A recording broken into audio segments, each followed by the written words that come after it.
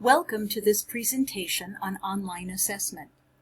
Whether we use synchronous or asynchronous online sessions, whether we call it distance or virtual learning, we're all challenged to provide meaningful educational experiences for our students. This type of learning is nothing new, but it is new to many of us and has caused us to quickly shift our practices. What we're going to do in this session is build a virtual toolbox of technology as well as pedagogy that can help you with formative and summative assessment in your online or live online course. Formative assessment is assessment that you do from time to time in your course to understand what your students are learning. There are many tools that you can use to assist you with this. The practices that we're going to talk about may look and sound different from what you do in the classroom, but the goal is still the same. It's to check to see that students are learning and to provide them with meaningful feedback. The first thing to be sure of is to make sure your tool fits your purposes.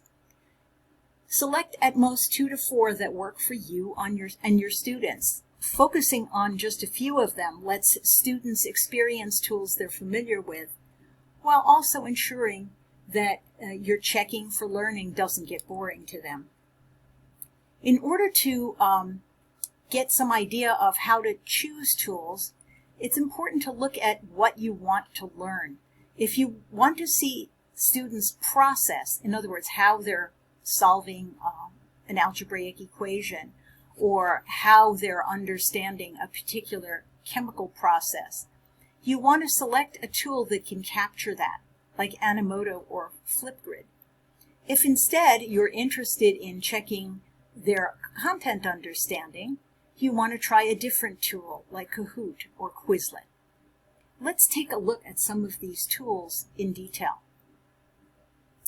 In Animoto, you get to select a storyboard template from start or from scratch, and then you can drag or drop photos and video clips right into your product.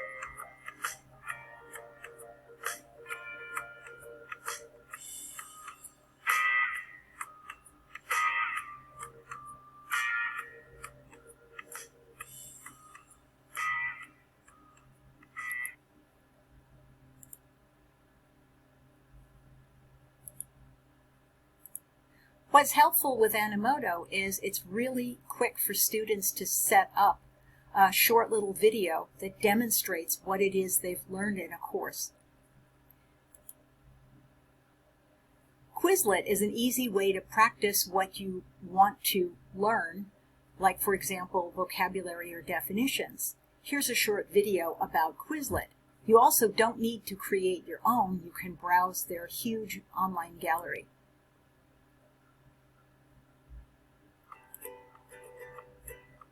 Quizlet offers free, simple tools that help you practice and master whatever you're learning. Prepping for a test, practicing a language, memorizing recipes. You can learn it all on Quizlet. To start, create a set with the terms you need to learn, or find an existing set made by someone else. Then, study it with Quizlet's suite of fun activities and games, including flashcards, great for basic review. Learn to focus on what needs work. Test for practice quizzes. And match to compete for high scores.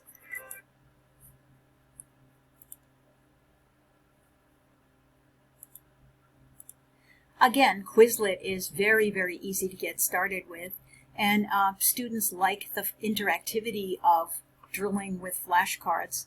They can create their own sets, or they can use a set that you've created for them already. Kahoot is a really fun app. It's a game-based learning platform that can be adapted to almost any subject. Let's take a short look at Kahoot. Hi, we're Kahoot. We're on a mission to make learning awesome. Our game-based learning platform is used by millions of people all over the world. Teachers, students, company employees, and lifelong learners. Kahoot makes it easy to create fun learning games or trivia quizzes in minutes, anytime, anywhere. We call them Kahoots. It works for any subject, in any language, on any device. You can also discover and play existing games. There are millions of Kahoots in our library. Kahoot can be played in a live setting with questions on a big screen, or on your mobile device where you see questions and answers on one screen. As well as in schools, Kahoot is played. Again, Kahoot is one of those apps that students really, really love because, again, it gets them engaged and into the moment. And they do like, I have to admit, the competitive aspect of it. Kahoot tracks correct answers and scores, and at the end there's a winner's podium for whoever is the highest score, the highest 3 scorers. An important thing about formative assessment is you have to realize it's a process, and it's important that you collect your data over time. While you may teach and dictate which digital tools the students can use, work with them to have them document their learning along the way. Give them guides or checkpoints to let them know what they need to submit and when they need to do so. Here are some examples. You might want them to provide a reflection video in an app like Seesaw or Screencast-O-Matic. You might have them take a screenshot of their work or use a scanning app to share a problem that they've uncovered. Also, you probably want to use regular grade checks in your course as an opportunity for two-way discussion with your students about their progress and what issues they're having. This is a great way to get input on where students are getting stuck. As an instructor, it's important to communicate the feedback that you get from your formative assessment, and you should be doing this in a timely fashion, as is reasonable. The idea is to be creative. You can provide written or oral feedback, and you can do this either in an assignment or in a private chat. You can create videos and sound recordings. You can join students in their WebEx or Zoom breakout rooms or in your synchronous online sessions and provide feedback as a group or one-on-one.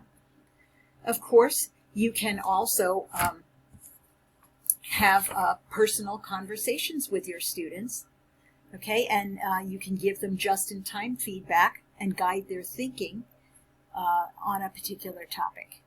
It's important also that your feedback be more than just about the work.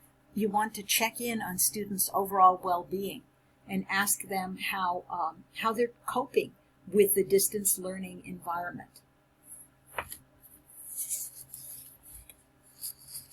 Okay, so you've done all of this formative assessment.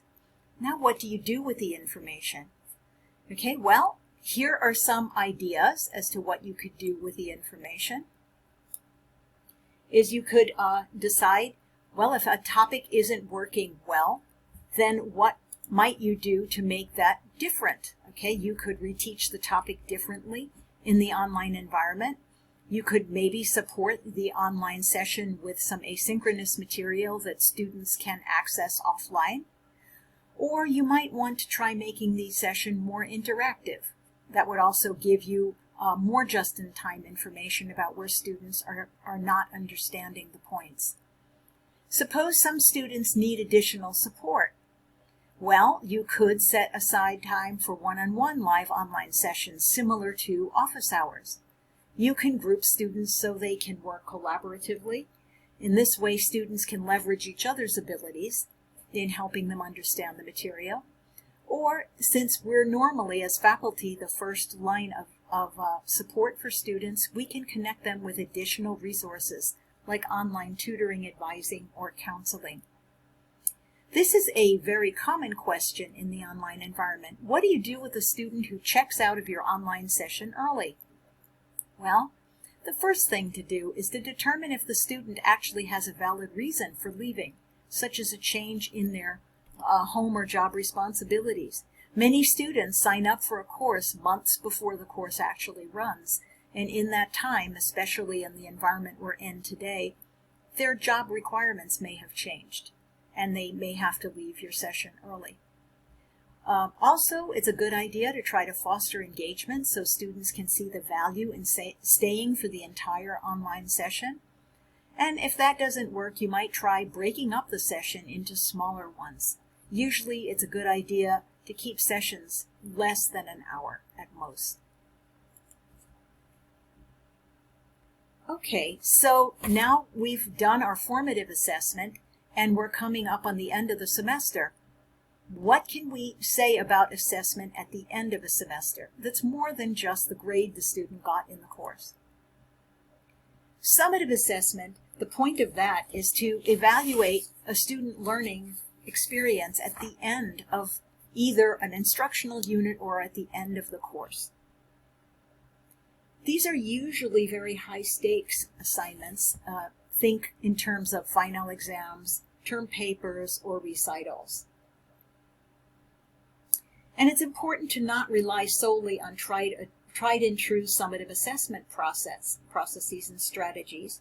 You might want to approach those a little differently. Here are some things to consider. One thing that's important is don't assess everything. Have a priority list. And one way to prioritize your course learning objective is to make your assessment real.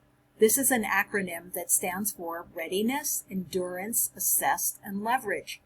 You want to pick objectives that provide student with knowledge and skills that they'll need either in the next class or in their work life.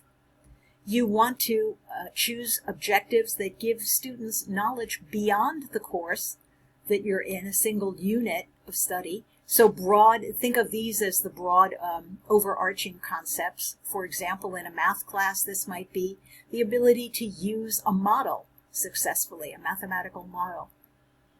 This assessed standard here has to do mainly with career and technical type courses.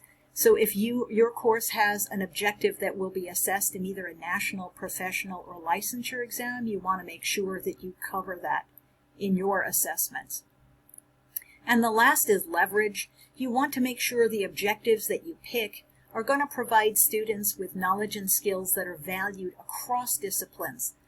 For example, in math, solving a simple algebraic equation has value outside of an algebra class. It's useful in not only chemistry, but also in accounting and economics. So that's something that's definitely worth assessing.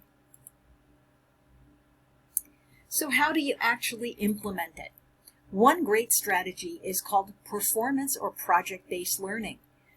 Faculty who deal with the performing arts or with physical education have experience with performance-based learning. That's where you assess a student actually performing a task.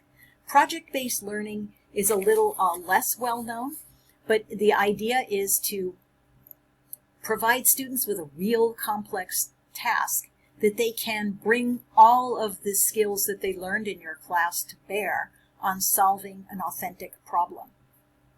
Another strategy is to use conversation or oral defense. Now, some classes may lend themselves to this method better than others, but students can develop their critical thinking ability if you not only press them for a correct answer, but also make them explain their reasoning behind why they chose that answer.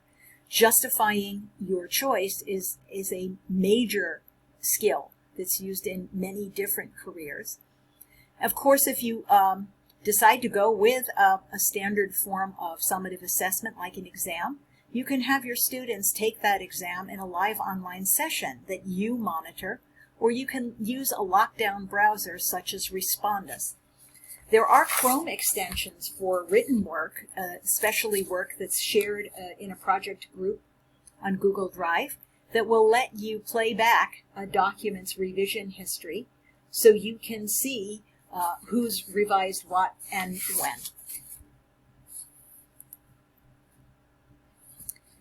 The takeaway from all of this is there's no guaranteed way to ensure academic integrity in online courses. And if this is a problem, maybe the problem is that we haven't really shared with students why this is so important. Students may not understand why academic integrity is important to them. They may not understand that in a work environment or a research environment that they need to build up their credibility. And if they get used to taking the easy way out or cheating, they're not going to have that bank of credibility when they get into a professional situation. They may also not understand what actually gives their college work value, and what gives their diploma value is the integrity of the work. And it's important to also approach this from the viewpoint of assets rather than a deficit model, and as an instructor, to not always think that students are going to cheat on a test, but to expect better of them and to have those conversations about integrity often in your class. So if you do have any questions or comments about this presentation, please either email Marianne Smith or Jennifer Avila at southmountaincc.edu. Thank you so much for your attention.